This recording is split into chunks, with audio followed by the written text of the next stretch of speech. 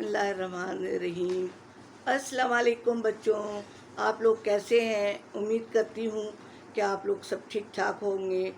आज मैं कोशिश करूँगी कि आपको हलीम बनाने की तरकीब बताऊँ, क्योंकि ये महीना जो जा रहा है ज़रा हलीमों का ही है। तो मैं कोशिश कर रही हूँ कि आपको हलीम बनाने की आसान सी रेसिपी बताऊँ। तो सबसे पहले तो आप 1 किलो बग़ैर हड्डी का गोश्त ले लें और इसके बाद आप दाल ले लें। दाल चना आधा पाव, दाल माश आधा पाव, दाल मूंग आधा पाव, दाल मसूर आधा पाव, और मसूर की भी आधा पाव ले लेंगे, 4 दालें हो गई शायद। उसके बाद आप जौ या जौ का दलिया ले लें आधा पाव, और गेहूं का दलिया ले लें आधा पाव, या गेहूं ले लें। इन सबको आपको भिगाना पड़ेगा अगर आप साबुत लेंगे तो।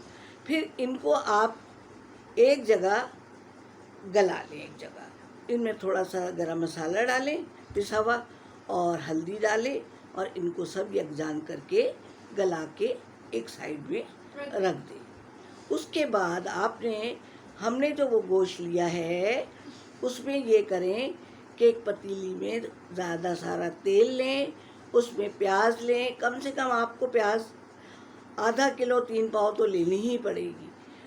ज़रा ज़्यादा तेल डालें पतीले में, फिर प्याज काटें बारीक बारीक, उसमें प्याज लाल करें, और प्याज काफ़ी सारी निकाल के कागज़ पे रख लें उसको, ताकि खिल जाए प्याज। चूरा चूरा करने के लिए आपने एक साइड में कर ली। अब जो तेल बचा है तो उसमें थोड़ी सी जो प्याज रहने दीजिए, उसमें गोश्त डाल दीजिए।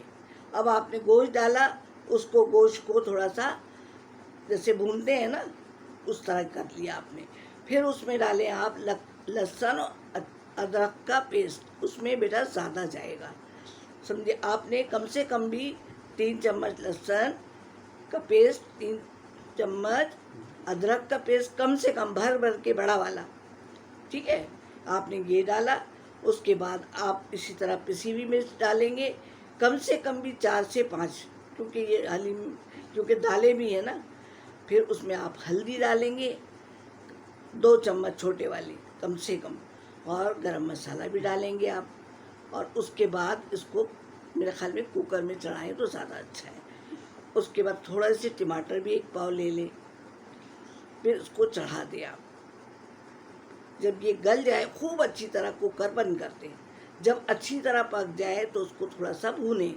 अब आप देखेंगे उसका जो तेल है ना सेपरेट हो जाए। एक तरीके से ये आपका कोरमा तैयार हो गया। अगर आप टमाटर नहीं डालेंगे तो दही डाल लीजिएगा, ये आपका कोरमा तैयार हो गया। अब एक बड़ा पतीला आप ले लें, उसमें वो जो दालें हैं, नमक ज़रूर डालेंगे, नमक के बगैर तो कुछ हो ही नहीं सकता है। उसके बाद आपने दालों को भी थोड़ा सा घोटा लगाना है, और गोश्त को भी ज़रा थोड़ा सा, एक तो खूब गलाना है।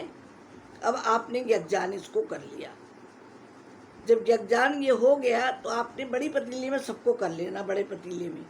और उसके बाद आपको ये करना है कि आपने एक बघार के लिए ना थोड़ा सा तेल फ्राई पैन में लें, और थोड़ी सी प्याज लें कि ज़रा सा उसके ऊपर डालते हैं ना हलीम के ऊपर, तो अच्छा लगता है। और एक तरफ आपने प्याज वो तल के रखी हुई है, ठीक है।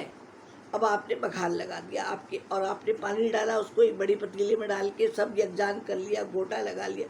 अगर आपके पास हैंड ग्राइंडर है ना, तो आपने हैंड ग्राइंडर से उसको यूं यूं करके पतीली में मारा तो आपकी यकजान हो जाएगी सब, क्योंकि हमने तो बगैर हड्डी का गोश्त लिया हुआ है। समझ में आ गई बच्चों? फिर उसके बाद आप ये करेंगे कि ये सब तो आपके एक तरीके से हलीम तैयार हो गई, आपने बघार भी लगा दिया, ठीक है। अब आपने हरा मसाला लेना है। हरे मसाले में आपने लेना है पुदीना, हरी मिर्च, नींबू, ये सब आप रखेंगे एक तरफ। कि आप पुदीने के पत्ते भी हलीम में डाल दीजिए, थोड़ी सी हरी मिर्ची भी डाल दीजिए, तो इसका मज़ा दोबारा। अब आप सर्विंग डिश में हलीम निकालें, और चाट का मसाला। अगर कहें तो मैं आपको मसाला भी चाट का बनाना बता देती हूँ। वो आप इस तरह करेंगे, आपकी हलीम तो हो गई तैयार। अब मैं आपको चाट का मसाला बनाना सिखा रही हूँ। आप ये लें कि सौंफ,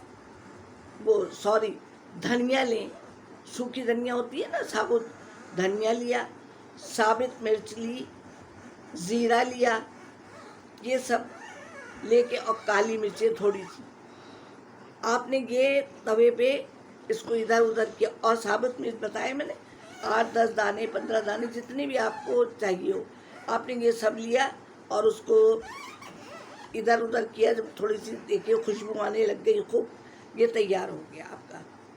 फिर आपने उसको कटोरी में डाला और आपने उसको बारीक कर लिया, और काला नमक भी डाल लें उसमें।